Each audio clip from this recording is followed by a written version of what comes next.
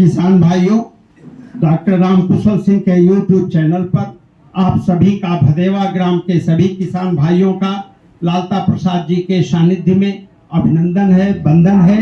आज हम लालता प्रसाद जी के वहाँ जो हमारे प्रगतिशील दशरथेरिया बिस्वा शुगर फैक्ट्री के प्रगतिशील कृषक हैं, इनके घर पे जो गौ माता हैं, इनका हम स्वागत कर रहे हैं। गौ माता के खाने के लिए जो इनका चारा है साफ सुथरा है। इनके रहने के लिए जो ढलान के साथ अंत में नाली है, जिससे गाय का मूत्र गड्ढे में इकट्ठा होता है, गोबर इधर कर दिया जाता है। रात में देखिए ऊपर पंखे लगे हुए हैं और गौ माता जो यहाँ रहती है, इनका मूत्र नाली के साथ उसमें चला जाता है। तो इस प्रकार से जैविक खेती का जो पहला उद्देश्य है वो गाय के मूत्र को एकत्रित करना, गौ माता को अच्छा चारा देना, उनके साफ सुथरे तरह से उनके रहने की व्यवस्था करना। हमारे लोग भारतीय संस्था से आए हुए सभी गणमान्य लोगों का हम हार्दिक अभिनंदन करते हैं।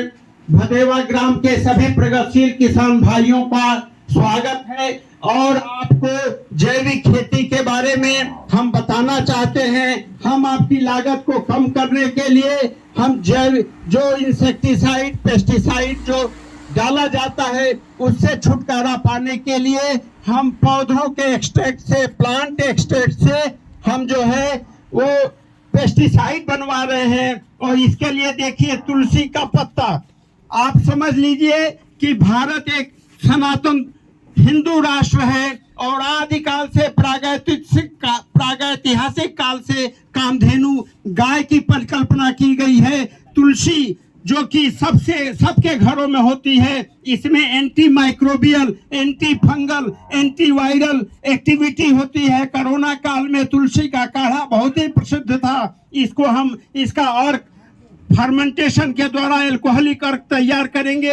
हरी मिर्च है, इसमें कैप्सिन जो एल्केलॉइड होता है वो एंटी बैक्टीरियल, एंटी फंगल होता है। ये लहसुन है, सबसे ज्यादा जो बायोपेस्टिसाइड में लहसुन इसमें जीवों को रिप्लेंट का काम करता है। और इन सब में अदरक है, अदरक में प्रोटीन भी होता है और साथ में ये बायो स्टिमुलेंट लहसुन है, तुलसी है, हरी मिर्च है, अदरक है, यह प्राकृतिक बायो स्टिमुलेंट है। इसमें जो ग्रोथ हार्मोन होता है, जो एंजाइम होता है, उसका आपके पौधों पर बहुत पॉजिटिव प्रभाव पड़ता है। ये लेमन ग्रास है जिसको जराकुश भी कहते हैं, हम इसका भी अर्क निकालते हैं। ये कनेर का पत्ता है, कनेर के पत्ते में बहुत सारे जो दूध जो एरोमेटिक प्लांट है उसमें कनेर का पत्ता सबसे महत्वपूर्ण है। तंबाकू है, 1700 ईसा पूर्व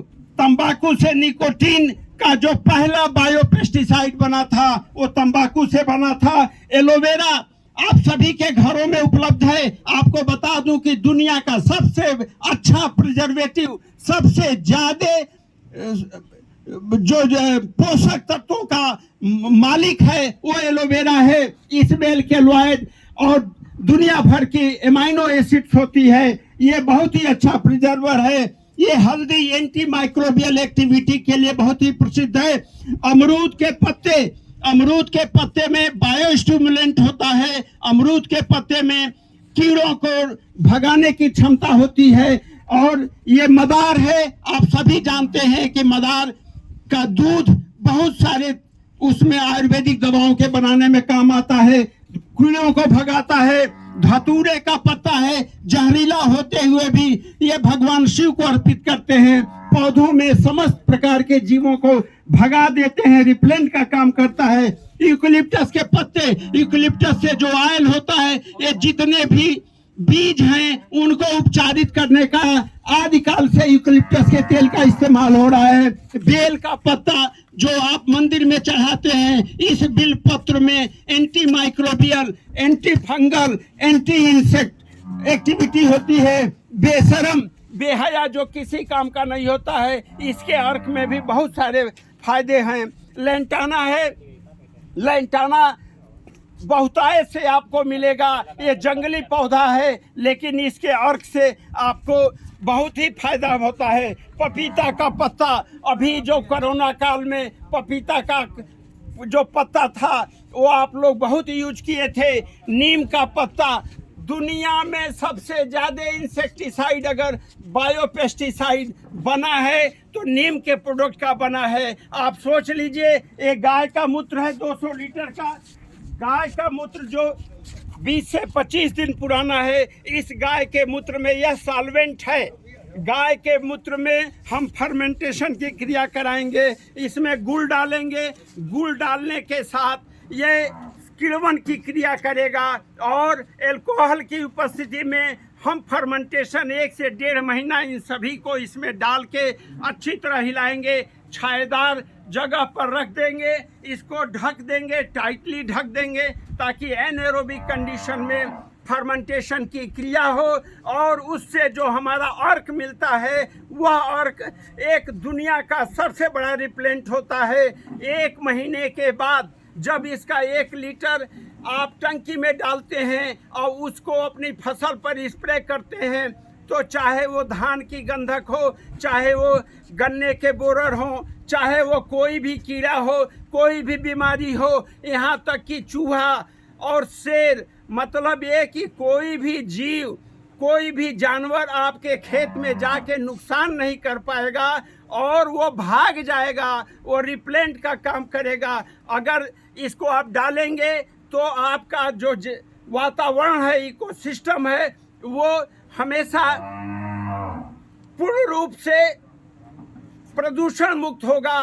तो इस तरह से जैविक खेती, जहर मुक्त खेती के माध्यम से मैं डॉक्टर रामकुशल सिंह दशकसेड़िया बिस्वा चीनी मिल के माध्यम से, अपने लोक भारती से आए हुए अतिथियों के माध्यम से, भदेवा गांव के किसानों के माध्यम से, लालता प्रसाद जी के माध्यम से आप सभी लोगों को यह बताना चाहता हूं कि कृपा करके आप इंटीग्रेटेड, अगर आपको ये विश्वास है कि जीवामृत कारगर नहीं है तो इसके साथ आप जो डीएपी, यूरिया या कोई भी रासायनिक खाद डालते हैं तो जहां आप 4 बोरी 6 बोरी डालते हैं वहां आधी बोरी और 1 बोरी भी डालेंगे तो आपकी फसल पे कोई दुष्प्रभाव नहीं पड़ेगा, आपकी फसल का उत्पादन अच्छा होगा। और यह जो बायोपेस्टिसाइड बना रहे हैं इसके अर्क से, अल्कोहलिक फर्मेंटेशन के बाद जो अर्क मिलेगा उस अर्क से बनने वाले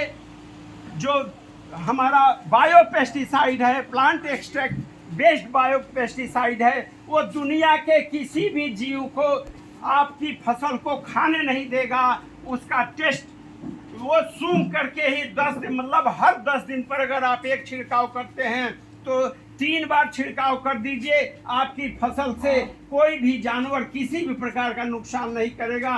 तो इसी के साथ पुनः आप सभी लोगों की उपस्थिति में हम ये कहना चाहते हैं कि गौ माता का संरक्षण करें, जैविक अपनाएं और हमारे प्रधानमंत्री, हमारे मुख्यमंत्री के जो मंशा है, आप सोचिए यूरोपियन कंट्री में बायोपेस्टिसाइड आज के 200 साल पहले से शुरू हुआ। अभी भी जापान जो 1917 में शुरू किया बायोपेस्टिसाइड नेचुरल फार्मिंग शुरू किया, जापान है, स्विट्जरलैंड है। हम आप सोचिए कि मोजाम्बिक ऐसे देश, इजराइल, यूरोपियन कंट्री, ये सभी के सभी अपने वहाँ रासायनिक खाद पर निर्भरता कम किए हैं। 23 से 34% का बाजार है जैविक खेती का और जैव आधारित खेती का, बायोपेस्टिसाइड का। तो इसमें हम भी अपनी आहुति दें और उत्तर प्रदेश को उत्तम प्रदेश बनाने में आपकी सहभागिता सुनिश्चित करने के लिए गौ माता को पाले, गाय का दूध पिए, गाय का गोबर, गाय का मूत्र इकट्ठा करें और जंगली पौधों के एक्सट्रैक्ट से अपनी फसल की सुरक्षा करें। जय हिंद, जय भारत।